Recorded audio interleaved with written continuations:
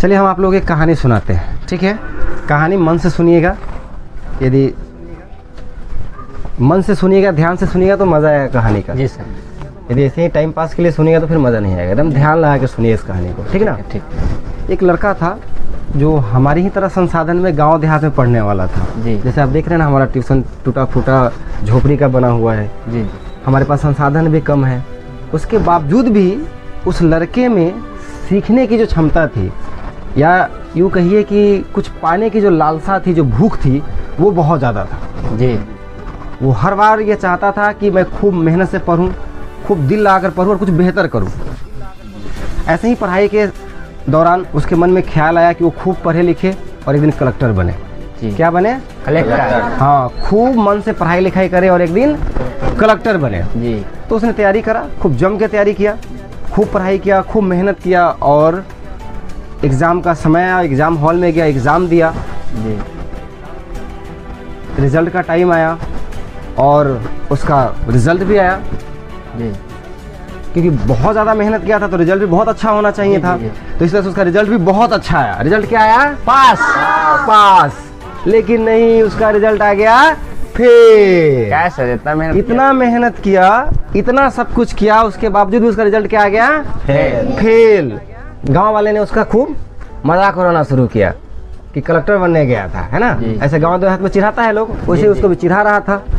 पर उसके मन में कोई बुराई नहीं था। वो सोचा तो कोई बात नहीं, हम फेल हो गए इसलिए हमारा लोग मजाक उड़ा रहा है। उड़ाने दो मजाक, कोई बात नहीं।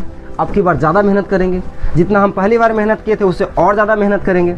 ऐसा ही हुआ, जितना वो पहली दफ़ा में मेहनत किया था उससे और ज़्यादा मेहनत करना शुरू किया। खूब लगन से तैयारी करा, खूब पढ़ाई किया, खूब मेहनत किया। एग्ज़ाम का समय आया, एग्ज़ाम देने गया। एग्ज़ाम ख़त्म होने के बाद रिज़ल्ट का समय आ गया और उसका इस बार फिर से रिज़ल्ट आ गया और इस बार रिज़ल्ट आ गया पास। इस बार भी फेल। क्या रिज़ल्ट आ गया? इस बार भी फेल। अब तो लोग उसका और मजाक उड़ाना शुरू किया कि क्या बन गया कलेक्टर। बेचारा जहाँ जाता उसको वैसे ही मतलब टिप्पणी सुनना पड़ता, अपना बुराई सुनना पड़ता। पर तभी भी उसके मन में एक भाव था कि नहीं, हम खूब पढ़ेंगे लिखेंगे और बनेंगे तो एक दिन कलेक्टर बनेंगे। जी। क्या था कि खूब पढ़ेंगे लिखेंगे और एक दिन बनेंगे तो कलेक्टर बनेंगे, चाहे जो हो जाए। अब की बार उसने पहले बार की अपेक्षा और तैयारी करना शुरू किया। पहले वो 10 घंटा पढ़ता था, अभी 14 घंटा 15 घंटा पढ़ाई करना शुरू कर दिया। जी। उसकी जितनी मेहनत थी वो और डबल हो गई समझिए। और खूब लगन से परिश्रम से खूब पढ़ाई किया। एग्जाम हॉल में गया, एग्जाम दिया और रिजल्ट आ गया पास। नहीं, इस बार भी फेल। क्या रिजल्ट आ गया? इस बार भी रिजल्ट उसका फेल आ गया। अब तो गांव वाला उसका जीना बिल्कुल ही दुर्लभ कर दिया। भाई अब क्या होगा? जहां भी जाता गांव वाला कहा बेटा बन गया कलेक्टर। बेचारा साइकिल से जाता तो लोग बता हटो हटो हटो, कलेक्टर साहब का स्कॉर्पियो आ रहा है ना। यह कहकर उसका बुराई करता था, लोग उसको बड़ा चिढ़ाता था। चाय पिलाने के लिए बोलाता, बोला आइए कलेक्टर साहब चाय पीजिए। जैसे ही वो बैठता बोला उठिए उठिए, आप तो कलेक्टर साहब हैं, आप हमारे जैसे लोगों के साथ नुक्कड़ पर थोड़ी चाय पीजिएगा। आप तो किसी कैफेटेरिया में जाइएगा, कैफे में जाइएगा, बढ़िया से वहाँ कॉफ़ी वगैरह पीजिएगा आप, है ना। जी। और बेचारा मुंह बना के चला जाता था। करे तो करे क्या। लेकिन उसके मन में अभी भी वही वाली बात थी, खूब पढ़ेंगे खूब लिखेंगे, आप बनेंगे तो कलेक्टर बनेंगे एक दिन। ठीक ना। इसलिए वो अभी भी मेहनत जारी रखा। एग्जाम देते गया, एग्जाम देते गया, एग्जाम देते गया। लास्ट टाइम वाला जो अटेम्प्ट उसका बचा था वो अब उसकी बारी आ गई।